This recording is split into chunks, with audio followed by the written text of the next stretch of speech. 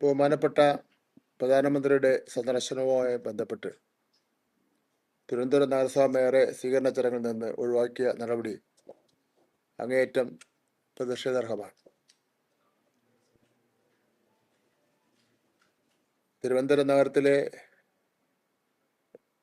ജനങ്ങളോട് കാണിച്ച ഒരു നിന്ദയാണെന്ന് കണക്കാക്കാൻ കഴിയുന്ന നിലയിലുള്ള നടപടിയാണ് ആ ഒഴിവാക്കൽ നടപടി. സാധാരണഗതിയിൽ ഞാൻ 5 വർഷക്കാലം മേയറായിരുന്ന ആളാണ്. 5 വർഷക്കാലം പ്രധാനമന്ത്രിയും അങ്ങനെയുള്ള ദേശീയ നേതാക്കന്മാരെല്ലാം ധാരാളം വന്നിട്ടുണ്ട്. അപ്പോഴൊക്കെ തന്നെ എയർപോർട്ടിൽ ലൈനപ്പ് ചെയ്യുമ്പോൾ മൂന്നാമത് നിർത്തുന്ന രീതിയാണ് ഉണ്ടായിട്ടുള്ളത്. ഗവർണർ, മുഖ്യമന്ത്രി, മേയർ എന്നുള്ള നിലയിലാണ് അതിൻ്റെ ലൈനപ്പ് നടക്കുന്നത്. ഇത് പ്രധാനമന്ത്രിയുടെ ഓഫീസിന് പറ്റിയ പെശകാണോ എന്നുള്ളവരും അറിയില്ല.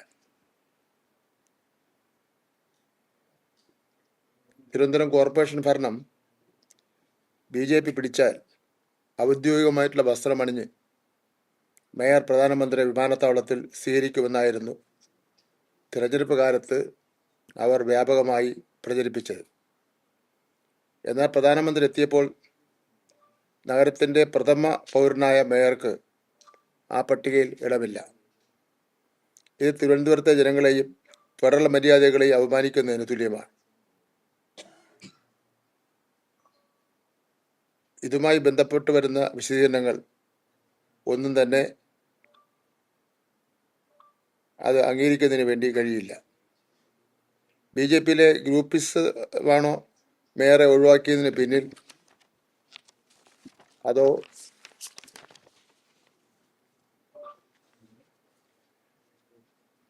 VV രാജേഷിനോടുള്ള വ്യക്തിപരമായ വിരോധമാണോ എന്ന് അറിയില്ല.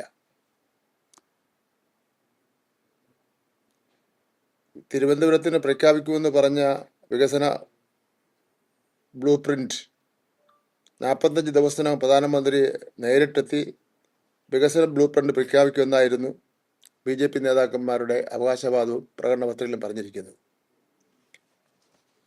തിരുവനന്തപുരം നഗരത്തെ ലോകത്തെ ഏറ്റവും പ്രധാനപ്പെട്ട നഗരങ്ങളോടുകൂടി മത്സരിക്കുവാൻ കഴിയുന്ന നിലയിലുള്ള നഗരമാക്കി മാറ്റുന്ന നിലയിലുള്ള പദ്ധതികൾ 45 ദിവസത്തിനകം പ്രധാനമന്ത്രി വന്ന് തിരുവനന്തപുരത്ത് പ്രഖ്യാപിക്കുമെന്നാണ് പറഞ്ഞിരുന്നത്. പ്രധാനമന്ത്രി 45 ദിവസത്തിനകം എത്തിച്ചേർന്നു, പക്ഷേ ഒരു പ്രഖ്യാപനവും നടത്തിയിട്ടില്ല എന്നുള്ളതാണ്. ജനങ്ങൾ പ്രധാനമന്ത്രി വരുമെന്ന് കേട്ടപ്പോൾ തന്നെ ആകാംക്ഷയോട് കാത്തിരിക്കുകയായിരുന്നു. കാരണം ലോകത്തെ ഏറ്റവും വലിയ നഗരങ്ങളിൽ ഒന്നായ നമ്മുടെ തിരുവനന്തപുരം നഗരം മാറാൻ വേണ്ടി പോവുകയാണല്ലോ എന്ന് എല്ലാ നഗരവാസികളും ധരിച്ചു. പക്ഷേ ഒരു വികസന പ്രവർത്തനവും സംബന്ധിച്ചിടത്തോളം ഒരക്ഷരം മിണ്ടുന്നതിന് വേണ്ടി ബഹുമാനപ്പെട്ട പ്രധാനമന്ത്രി തയ്യാറായില്ല. തെരഞ്ഞെടുപ്പ് കാലത്തെ വാഗ്ദാനങ്ങൾ പാലിക്കാൻ ബാധ്യതയില്ല എന്ന നിലപാട് BJP ആവർത്തിക്കുകയാണ് ഇവിടെ ചെയ്തിട്ടുള്ളത്. വികസന കാര്യങ്ങളിലേക്ക് വന്നാൽ പുതിയ ട്രെയിനുകൾ അനുവദിച്ചൊരു സന്തോഷമുണ്ട്. അമൃത് ഭാരത് എക്സ്പ്രസും നാഗർകോവിൽ മംഗലാരു സർവീസും തൃശ്ശൂർ ഗുരുവായൂർ പാസഞ്ചറും കേരളത്തിന് ആശ്വാസം തന്നെയാണ്. അതിന് റെയിൽവേ മന്ത്രാലയത്തോട് നന്ദി പറയുകയാണ്. പക്ഷേ മരുഭൂമിയിൽ ഒരു തുള്ളി വെള്ളം നൽകുന്നത് പോലെയാണിത്. കഴിഞ്ഞ 12 വർഷക്കാലമായി കേരളത്തിൻ്റെ റെയിൽവേ വികസനം വലിയ മുരടിപ്പിലാണ്. നാം ഏറെ പ്രതീക്ഷയോട് കാത്തിരുന്ന ശബരി പാതയുടെ കാര്യം തന്നെ എടുക്കാം. നിർമ്മാണ ചെലവിൻ്റെ 50% വഹിക്കാമെന്ന് സംസ്ഥാനം സമ്മതിച്ചിട്ടും നടപടികൾ അനന്തമായി നീളുകയാണ് ചെയ്യുന്നത്.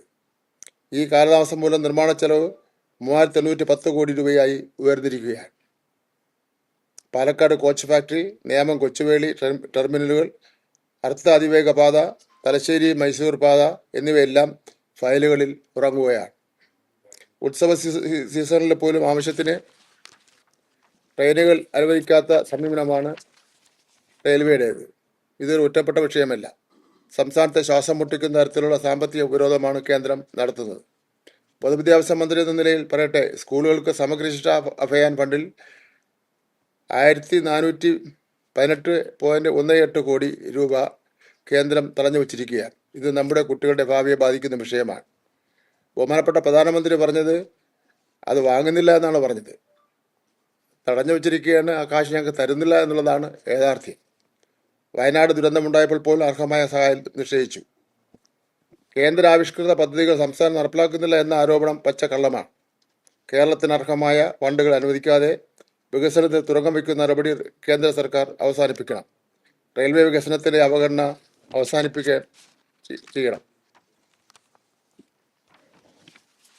തടഞ്ഞു വച്ചിരിക്കുന്ന തുക അടിയന്തരമായി അനുവദിക്കുവാനും കേന്ദ്ര ഗവൺമെന്റ് തയ്യാറാവണം. ഒരു കാര്യം വ്യക്തമാക്കുവാൻ ഞാൻ ആഗ്രഹിക്കുകയാണ്. കേന്ദ്രം ഭരിക്കുന്ന BJP നേതാക്കന്മാർ UPയും ബീഹാറുമൊക്കെ മാതൃകയാക്കിയാണ് കേരളത്തെ വിലയിരുത്തുന്നത്. രാജ്യത്തെ ഏറ്റവും വലിയ മികച്ച പൊതുവിദ്യാലയങ്ങളുടെ ശൃംഖല കേരളത്തിൽ ആണുള്ളത്. PM ശ്രീ സ്കൂളിനേക്കാൾ എത്രയോ മികച്ചതാണ് കേരളത്തിലെ മിക്ക സർക്കാർ സ്കൂളുകളും. ആ കുറവ് വിലയിരുത്താൻ കഴിയുന്നില്ല എന്നുള്ളതാണ് ഏറ്റവും പ്രധാനപ്പെട്ട കാര്യം.